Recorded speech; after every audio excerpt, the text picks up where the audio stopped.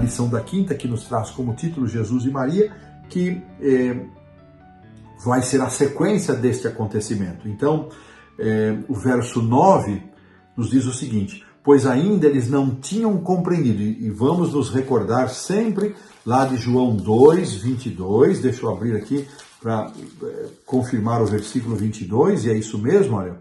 Quando, pois, Jesus ressuscitou dentre os mortos, lembraram-se os discípulos de que ele dissera isto, e creram na Escritura e na palavra de Jesus. E o verso 9 vai se conectar a isto.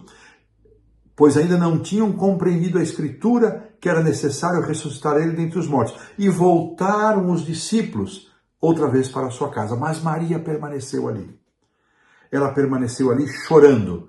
E enquanto chorava, ela se abaixou e olhou para dentro do túmulo e viu aqui 2 anjos vestidos de branco, sentados aonde o corpo de Jesus fora posto, à cabeceira, um à cabeceira e outro aos pés. Então os anjos perguntaram a Maria: mulher, por que choras? E ela lhes respondeu, verso 13, porque levaram o meu Senhor e não sei onde o puseram. Sabe, irmãos, esta pergunta dos 2 anjos a Maria é muito relevante. Mulher, por que choras? Nós vivemos num mundo de dor e de lágrimas. Eu sei que algumas pessoas têm uma vida muito mais sofrida e sofredora do que outras pessoas. Quem sou eu para julgar o sofrimento que existe e que eu não conheço?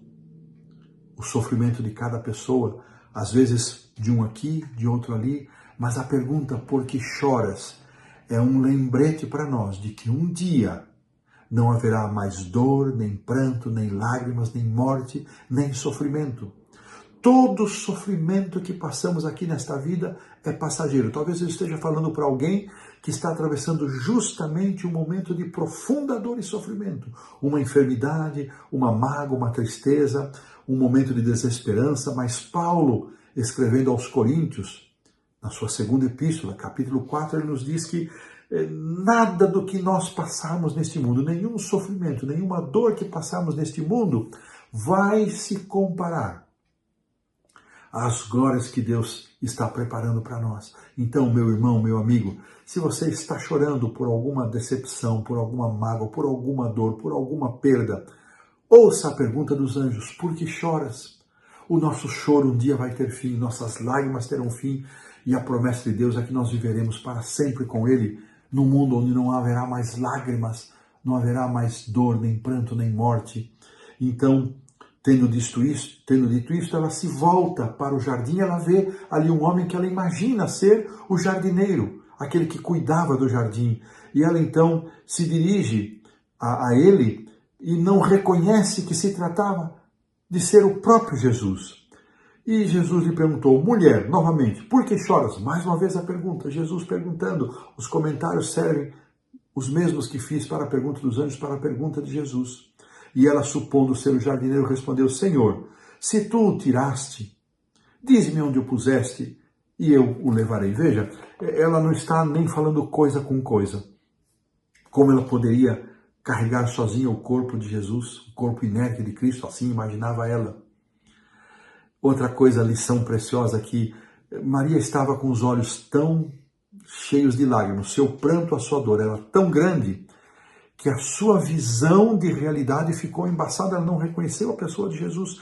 Muitas vezes, quando nós nos concentramos no nosso próprio sofrimento, a nossa visão da realidade, ela se torna turva, ela se desfaz, ela se altera. E ela não reconheceu. Então, disse-lhe Jesus: Maria. Como eu gosto disto aqui. E ela, voltando, lhe disse em hebraico Rabone, que quer dizer mestre. Irmãos, quando Jesus lhe diz Maria, Jesus deve ter falado isso com tanto amor, com tanto carinho, com tanta consideração. E ela então aí reconhece a voz do Senhor Jesus. Ellen White, comentando aqui esse momento, né? Ela diz o seguinte: por meio de sua graça, Jesus tornou Maria uma participante da natureza divina. Aquela mulher que caíra e cuja mente tinha sido habitação de demônios, foi levada para bem perto do Salvador, em comunhão e serviço.